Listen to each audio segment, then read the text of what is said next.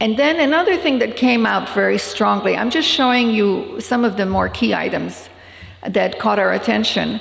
A very important thing for the Serbs in the diaspora is the remnant of the wars of the 90s, and that is the negative portrayal of Serbs on a collective basis, not individual, but collective. And this is a very painful emotion among the diaspora.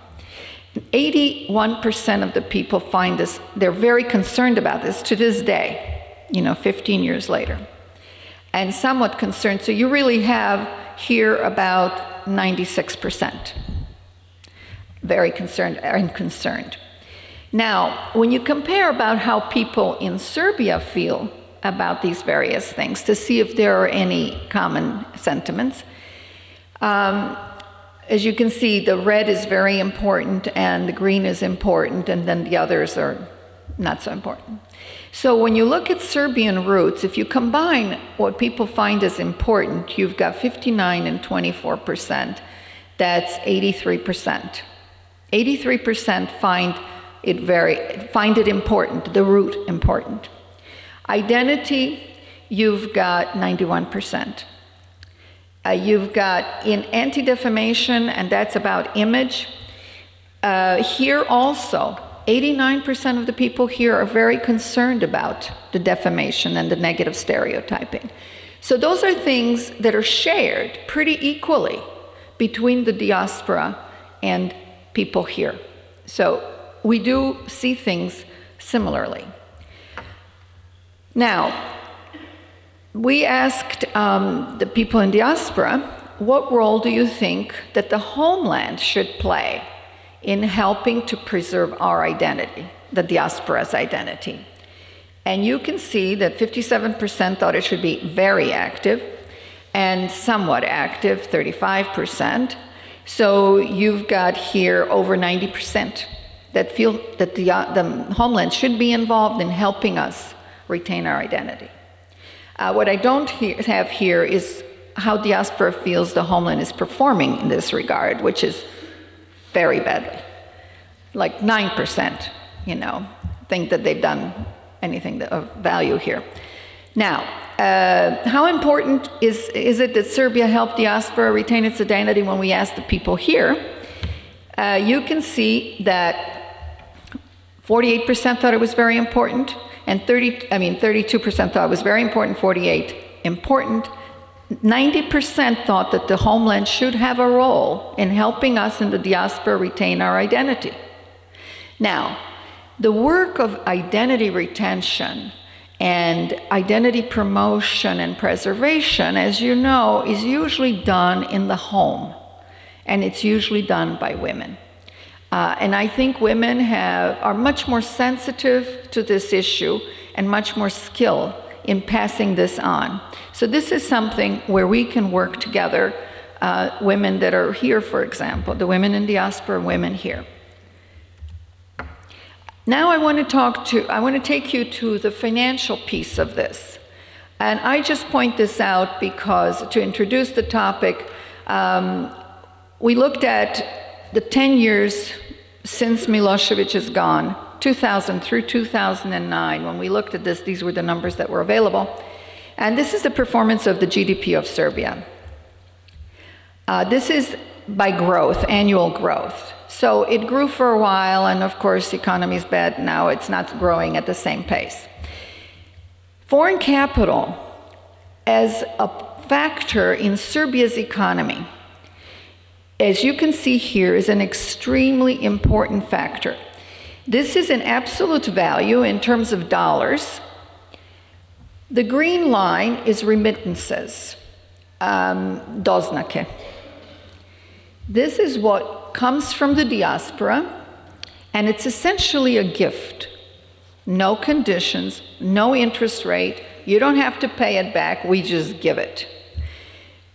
And you can see as a source of foreign capital, how that compares to the other two major sources of foreign capital, which are foreign direct investment, that's the orange line, that would be like US Steel and other such investments here, and development assistance, That's the yellow line. So you can see what's happened here. In absolute terms, foreign direct capital investment went up, and now it's starting to come down. Serbia has privatized most of the very valuable assets that you have. So that now has come down, that activity has slowed down considerably. The development assistance, that grew, and it was there as the world wanted to help Serbia get on its feet after the deposition of after Milosevic left. However, the remittances are up and they've leveled off. They don't have the downtrend that the other sources of foreign capital have. And they are larger in absolute terms than other sources of foreign capital. But I think this is an unknown fact here. It's not studied, it's not talked about. So I wanted to look at it.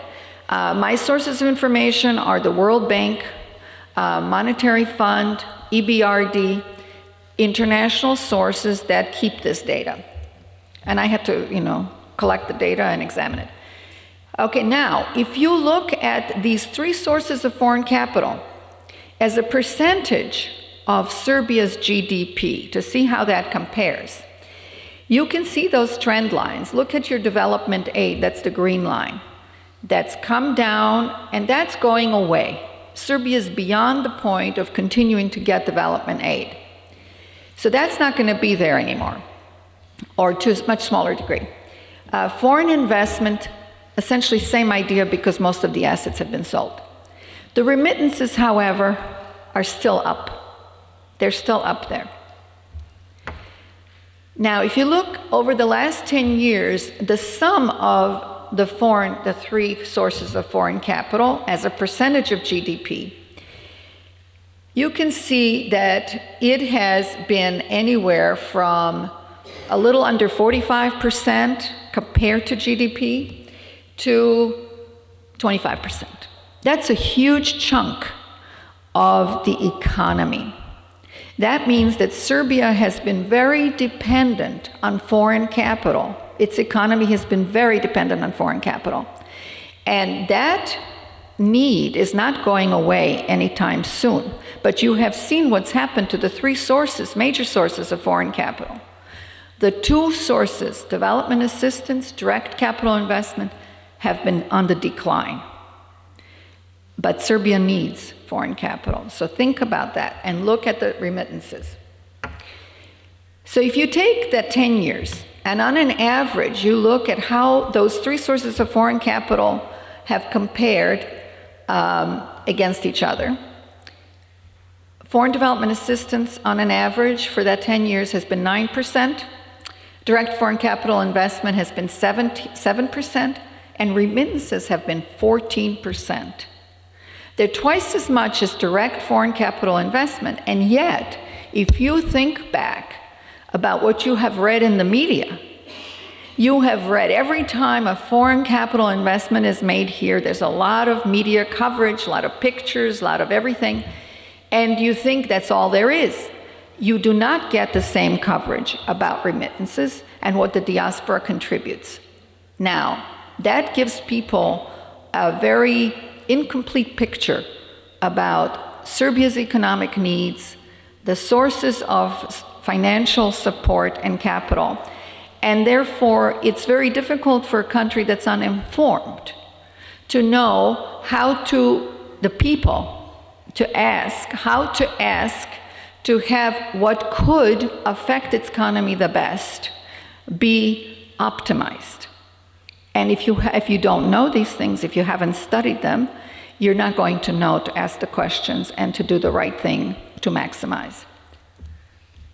Why are the remittances important? We looked at remittances in the world. So the World Bank has data on this for every year for 190 plus countries. And we looked at them on a per capita basis. So, of what the remittances that come into the country are, if divided by the population of that country, what is the benefit to each individual here? So on a per capita basis, Serbia's remittances are equal to, annually, $736 a person. That's huge. If you think what an average monthly income is in Serbia, and you compare this, you can then think about what it would mean if those remittances were not here, what it would mean for Serbia.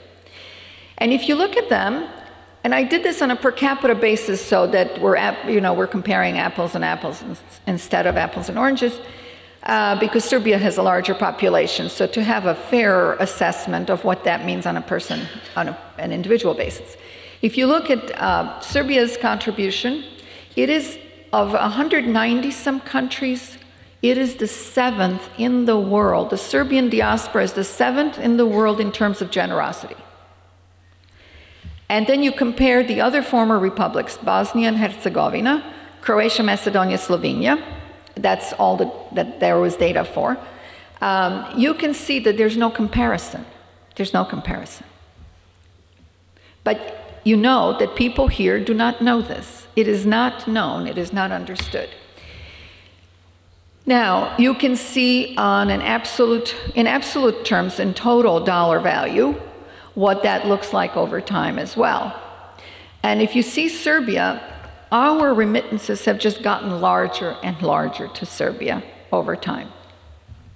And while others, for example, Bosnia's have gone down, and Croatia's are slightly down. Slovenia was not that much to begin with. And here, for 2009, you can see what that looks like on a per capita basis, comparatively speaking.